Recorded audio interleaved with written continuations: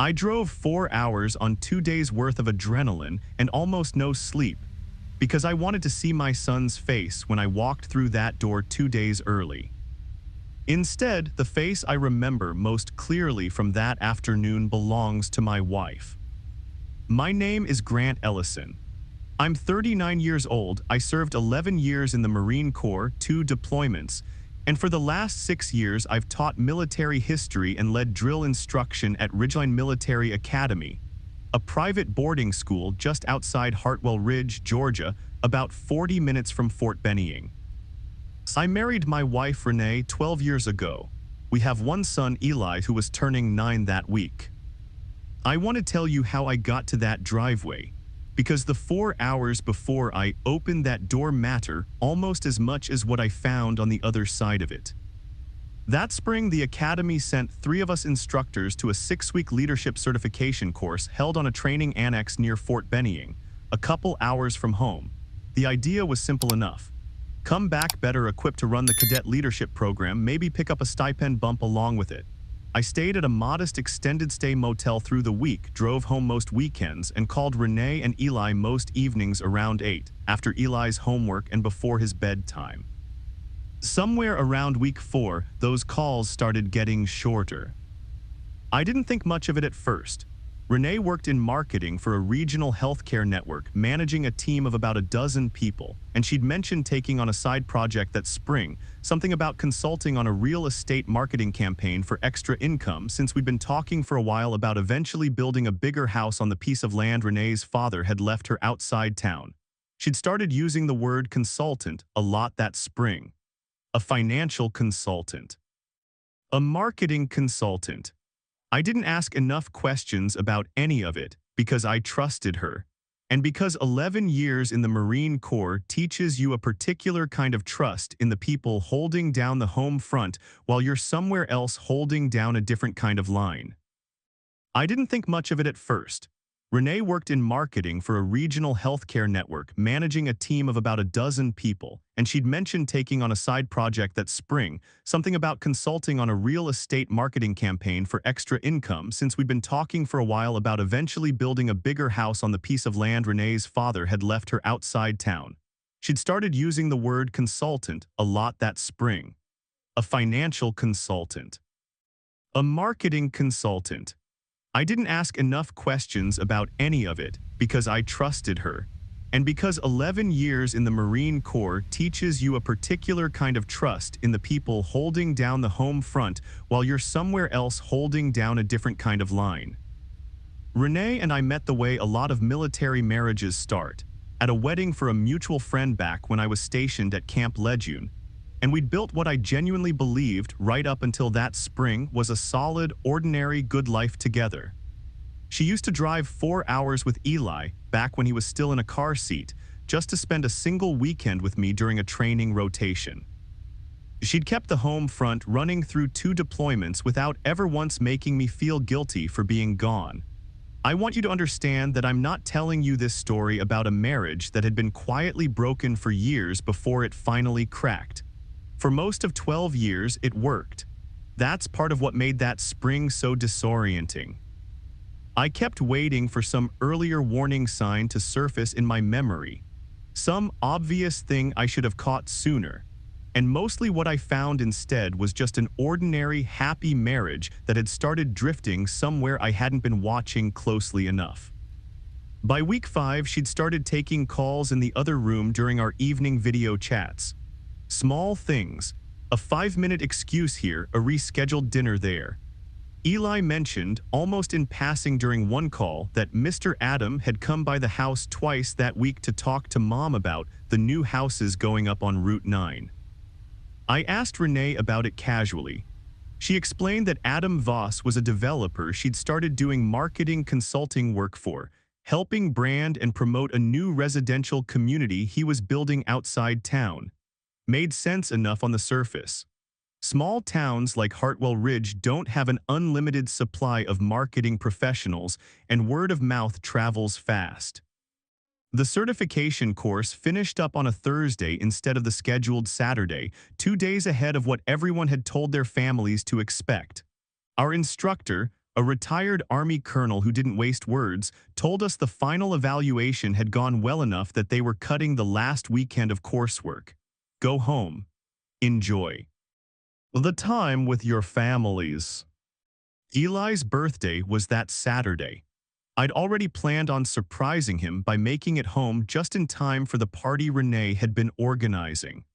Coming home 2 days early instead of 2 hours early felt like exactly the kind of thing that would make a 9-year-old's whole week. I called Renee from the road around noon to tell her the course had ended early, thinking I'd surprise her with the actual homecoming instead of the phone call, so I kept it vague. Told her the course wrapped up sooner than expected, I was heading home, would explain everything when I got there. She sounded distracted on the phone, said something about being in the middle of a work call, told me to drive safe, and hung up faster than felt entirely natural. I told myself it was nothing. I'd told myself that phrase a lot over the previous few weeks, and I was getting tired of how easily it kept coming out of my mouth. I told myself it was nothing. I'd told myself that phrase a lot over the previous few weeks, and I was getting tired of how easily it kept coming out of my mouth. The drive home that afternoon took me through the same stretch of Georgia backroads I'd driven 100 times before, past the same gas station, where Eli always wanted to stop for the blue raspberry slushies he wasn't technically allowed to have, past the same water tower with Hartwell Ridge painted across it in faded green letters that had needed a repaint since before we'd even moved there. I spent a good portion of that drive thinking about Eli's face when I'd walk through the door 2 days early, rehearsing the exact way I'd say surprise, and picturing him barreling down the hallway the way he always did, socks skidding on the hardwood. I wasn't thinking about Renee at all during most of that drive, which looking back feels almost unbearably naive. I was thinking about my son, the way a father does when he's finally, after 6 weeks, allowed himself to stop thinking about anything else. I pulled into our driveway on Cobble Creek Lane a little after 2 in the afternoon. Eli's booster seat was visible through the back window of Renee's SUV, but the car itself wasn't in the driveway. I remembered then that Renee had mentioned Eli would be at his friend Marcus's house that afternoon for a pool day ahead of the birthday party the next day. There was a car I didn't recognize parked in our driveway. A dark gray Lexus, newer model, the kind of car that costs more than what most people in Hartwell Ridge drive to work. I parked behind it, grabbed my duffel bag from the truck bed, and walked up toward the front door, already half composing the joke I was going to make about whoever Renee had over for an afternoon meeting. Some client from her new consulting work, probably. I wasn't building toward anything in my head yet. 11 years of training don't automatically prepare you for the specific kind of ambush that happens inside your own front door. I let myself in through the side door off the kitchen, the way I always did, calling out, "Hey, it's me, I'm home early," already smiling, already thinking about how surprised Renee would look. She was standing in the living room, close enough to a man I didn't recognize that there was no innocent explanation available for the distance between them. Her hand still resting on his forearm in a way people don't rest their hands on a business consultant's arm during a marketing meeting. The man stepped back first, faster than Renee did. I want to be honest with you about that first moment because I think it matters. I didn't yell. I didn't move toward either of them. I just stood in my own kitchen doorway with a duffel bag still over my shoulder, looking at my wife's face doing something I had never once seen it do in 12 years of marriage, a kind of scrambling, calculating fear dressed up badly as surprise. "Grant, you're supposed to be gone until Saturday." That was the first thing she said to me, not an explanation, not his name. Just a statement about my schedule, delivered like the actual problem in that room was my early arrival rather than whatever had been happening before it. The man cleared his throat, extended a hand I didn't take. "Adam Voss. I don't think we've actually met, though I feel like I know you from Renee talking about you." I looked at him for a long moment, then at Renee. I set my duffel bag down slowly, deliberately, the way you learn to move when your body wants to do something your training tells you not to. "I think you should leave," I said to Adam, my voice quieter than either of them seemed to expect. He looked at Renee, some unspoken question passing between them, then nodded, grabbed a leather folder off our coffee table, and let himself out through the same door I just walked in through. I heard the Lexus start up and pull out of the driveway a few seconds later. Renee and I stood in that living room for what felt like a long time before. Either of us spoke again. How long, I finally asked. She didn't answer right away, which was its own kind of answer. Grant, it's not what you're. Renee, I need you to not finish that sentence, because we both already know how it ends, and I'd rather you just tell me the truth than watch you build a smaller, more comfortable version of it in real time. She sat down slowly on the arm of the couch, her composure finally cracking in a way I hadn't seen since her father's funeral 3 years earlier. Since January, she said quietly, it started as work. The marketing contract was real, Grant, that part is true, it just became something else. 7 months. I did the math without meaning to. 7 months of evening phone calls getting shorter.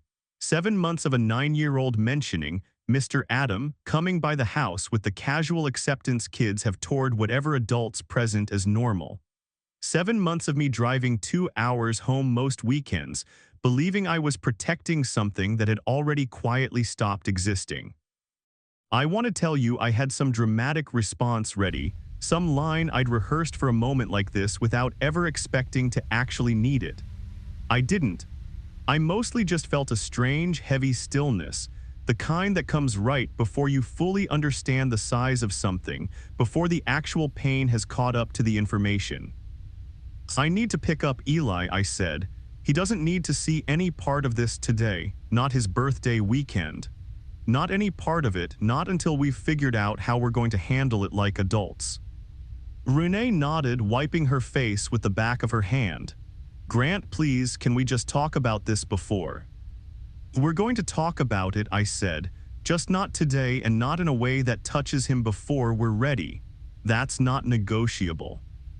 I drove to Marcus's house to pick up Eli, and I spent the 20-minute drive there doing something I genuinely didn't expect myself to be capable of in that moment. I got my face under control. I thought about 11 years of training, about every time I'd had to compartmentalize something enormous long enough to do the next necessary task in front of me. And I used every ounce of it walking up to that front door and greeting my son with the exact excitement I'd actually driven 4 hours to give him. Dad, you're home early. I am, buddy, couldn't wait to see you. He hugged me the way 9-year-olds still do before the world teaches them not to, full weight, no hesitation. And for about 30 seconds, standing in a stranger's driveway with my son's arms around my waist, I forgot entirely about the empty space where my marriage used to be. That night, after Eli was asleep, Renee and I sat at our kitchen table, the same table where we'd eaten approximately 4,000 dinners together over 12 years, and had the conversation neither of us had been ready for that afternoon. She told me what I already suspected, filling in the parts I hadn't asked about yet. Adam Voss was 34, divorced once already, currently building a residential development called Whitmore Ridge on the edge of town, the kind of project that required significant local marketing and apparently significant local investment.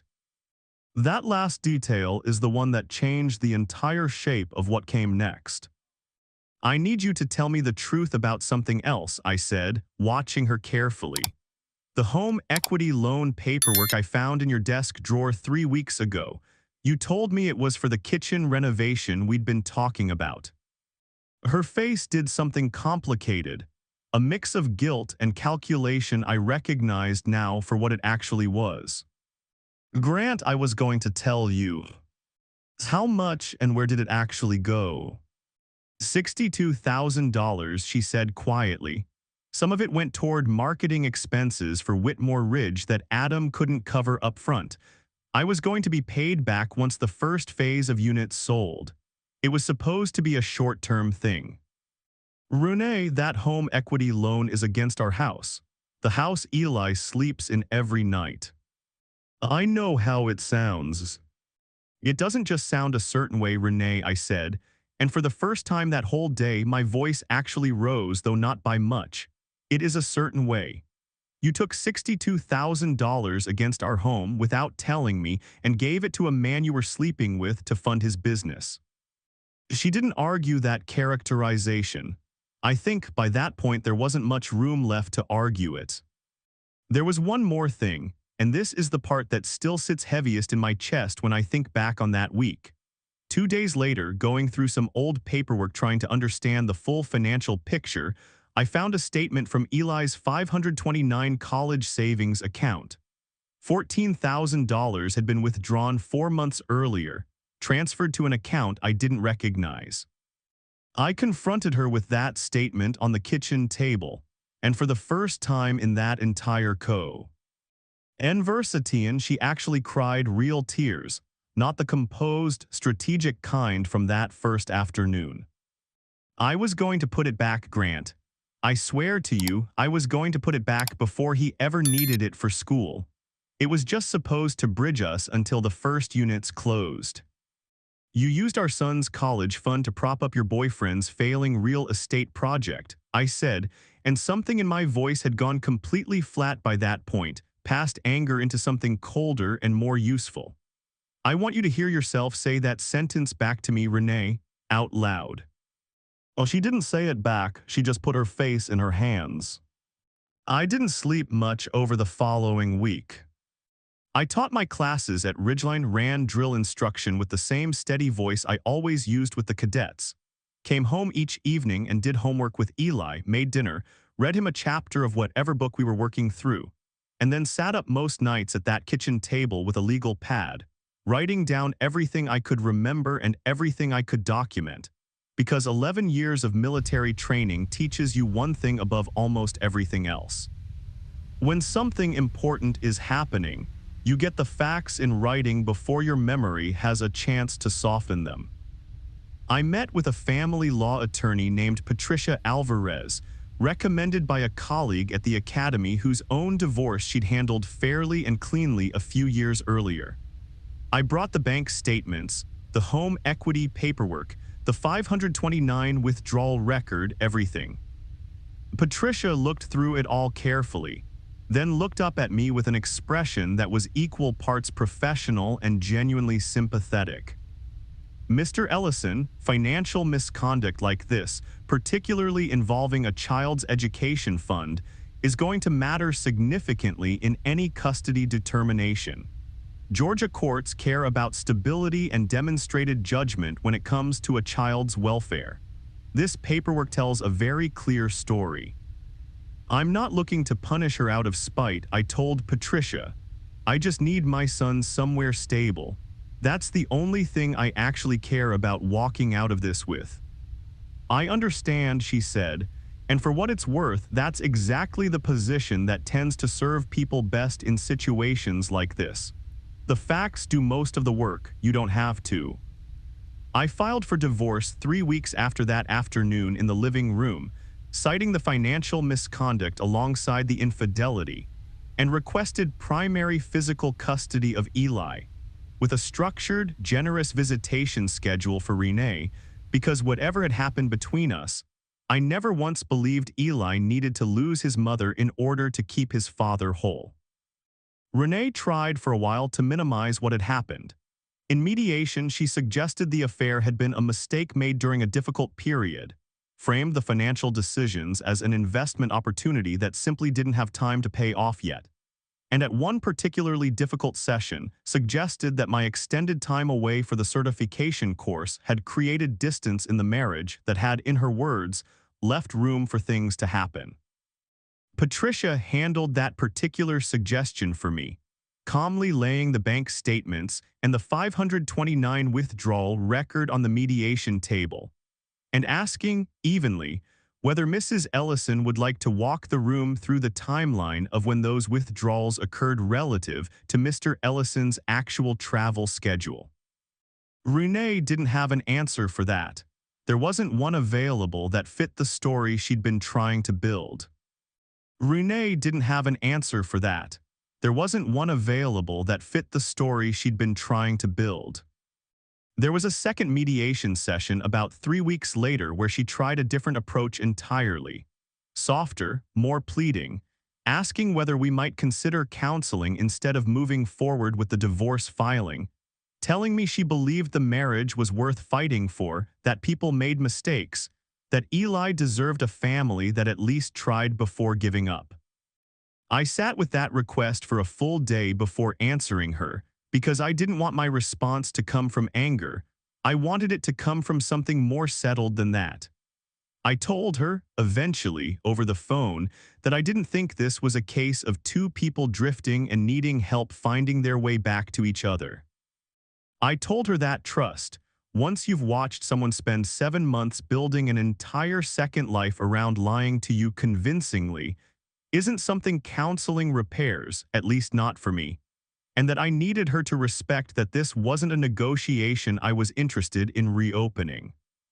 Word travels fast in a town the size of Hartwell Ridge, and by early summer most of it had already gotten out, the way these things do, not because I told anyone, but because small towns have their own quiet gravity for the truth. Renee had served 2 years on the elementary school PTA board and sat on the fundraising committee for the youth soccer league. Adam Voss, it turned out, was still legally married himself during at least part of those 7 months, something his own wife discovered around the same time I did through channels that had nothing to do with me. Whitmore Ridge, the development that had eaten $62,000 of our home equity and $14,000 of our son's college fund, stalled out entirely by August. A contractor dispute, a zoning issue with the county, a lending problem, some combination of all three. I never learned the full details and stopped caring enough to ask. Adam Voss left Hartwell Ridge sometime that fall, and as far as I know, nobody who'd invested in that project ever saw their money again. I want to be honest with you about something.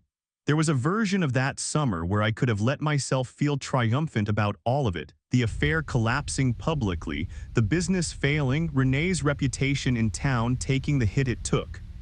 I didn't feel triumphant.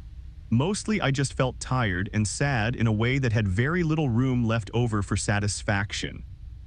The custody hearing that September was, by Patricia's own account, one of the more straightforward cases she'd handled that year. The financial documentation spoke for itself. My own record, stable employment at the academy, no history of instability, a demonstrated pattern of prioritizing Eli's routine and well-being even during the worst weeks of that summer weighed heavily in the judge's decision. I was granted primary physical custody, with Renee receiving regular, structured visitation, including every other weekend and extended time during school breaks. The judge was careful in her ruling to note that the decision reflected demonstrated stability rather than moral judgment about the marriage's failure, and I've held on to that distinction because I never wanted Eli to grow up believing his mother was simply a villain in a story. She made serious mistakes. She's still his mother, and he still needed room to love her without feeling like loving her was some kind of betrayal of me. I made one significant change that fall. I requested a shift from the certification track traveling assignments to a full-time, on-campus teaching and residential advisor role at Ridgeline, which meant giving up some of the additional stipend income, but meant I was home every single night. No more 6-week stretches away. No more evening phone calls standing in for actual presence. The academy's headmaster, a retired colonel named Bill Harmon who'd known me since I first joined the faculty, approved the change without much discussion. Told me in that clipped, direct way he has that some things matter more than a line item on a paycheck, and he was glad I'd finally figured out which one this was. I made one significant change that fall. I requested a shift from the certification track traveling assignments to a full-time, on-campus teaching and residential advisor role at Ridgeline, which meant giving up some of the additional stipend income, but meant I was home every single night. No more 6-week stretches away. No more evening phone calls standing in for actual presence. The academy's headmaster, A retired colonel named Bill Harmon, who'd known me since I first joined the faculty, approved the change without much discussion. Told me in that clipped, direct way he has that some things matter more than a line item on a paycheck, and he was glad I'd finally figured out which one this was. Bill did something else that fall that I didn't ask for and didn't expect. He quietly restructured the residential advisor housing assignments so that Eli and I could move into one of the small faculty cottages on the academy grounds itself, a short walk from the classroom building, close enough that Eli could walk over after school most days and do his homework at my desk while I finished up grading. It wasn't a grand gesture, nothing dramatic about it, just a colonel who'd spent 30 years taking care of the people under his command finding one more practical way to do it. I've thought about that kindness more than once since, how it's rarely the big, cinematic moments that actually carry a person through something hard. It's usually someone quietly rearranging a housing assignment so a father and his son can walk to school together. Eli struggled that fall the way any 9-year-old would. There were nights he cried about missing his mom even during the weeks she wasn't scheduled to have him, nights he asked me questions I didn't always have gentle enough answers for. Why did mom do that? Are you and mom going to be friends again? Is it my fault you were gone so much for that class? That last question is the one that broke something open in me, sitting on the edge of his bed one October evening. And I told him, as clearly and honestly as a father can tell a 9-year-old something like this, that none of it, not one single piece of it, was his fault, that grown-ups make choices that have nothing to do with their kids, no matter how much it might feel that way, and that the only job he had in all of this was to keep being exactly who he already was. He asked me once that same fall whether I still loved his mom. I told him love and trust aren't always the same thing, and that sometimes you can care about someone's well-being for the rest of your life without being able to build a home with them anymore, and that both of those things could be true about his mother at the same time. He thought about that for a long moment, the way kids do when they're actually turning something over rather than just waiting for the conversation to end, and then he nodded and asked if we could read the next chapter of our book. We did. It's been a little over a year now since that afternoon in the driveway on Cobble Creek Lane.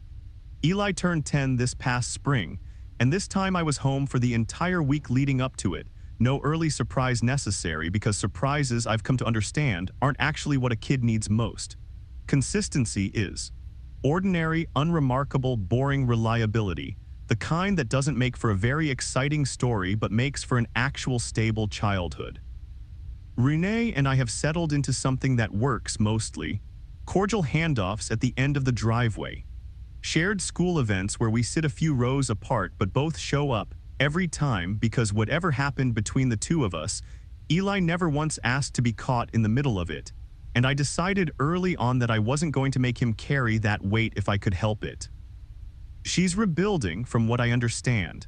Working a more modest marketing role at a firm 2 towns over, no longer on the PTA board, no longer the person people call first for the school fundraiser. I don't know if she and I will ever be more to each other than 2 people who share a son and a complicated history. I've made a kind of peace with that not being a tragedy. Some marriages end because 2 people simply stop choosing each other in small ways over a long stretch of time, until one day the choosing stops being possible at all. I think about that afternoon in the driveway less often than I expected to, a year out. When I do think about it, it isn't Adam Voss's face I remember most clearly, or even Renee's initial scramble to explain something that had no clean explanation available. It's the 20-minute drive to pick up Eli afterward, sitting behind the wheel forcing my face into something steady enough for a 9-year-old to run into without flinching. I think that's where the actual test happened, if I'm honest. Not in the living room. In the car, alone, deciding what kind of father I was going to be in the middle of the worst afternoon of my adult life.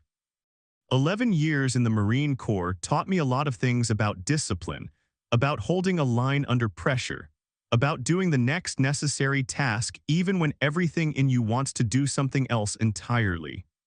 I didn't fully understand until that year that the hardest line I'd ever hold wasn't going to be anywhere near a battlefield. It was going to be in a kitchen, then a mediation room, then the edge of a 10-year-old's bed, choosing, over and over, steadiness over vengeance, and my son's well-being over my own need to be right about how badly I'd been wronged. I don't know if that makes for the most dramatic story you've ever heard. I know it's the truest one I have to tell, and I know that a year later, Eli falls asleep every single night in the same house, with the same routine, the same father sitting on the edge of his bed finishing the same chapter of whatever book we're working through that month. Some things, it turns out, are worth more than the version of revenge you imagine wanting in the moment you first find out. Stability was mine. I'd choose it again every single time.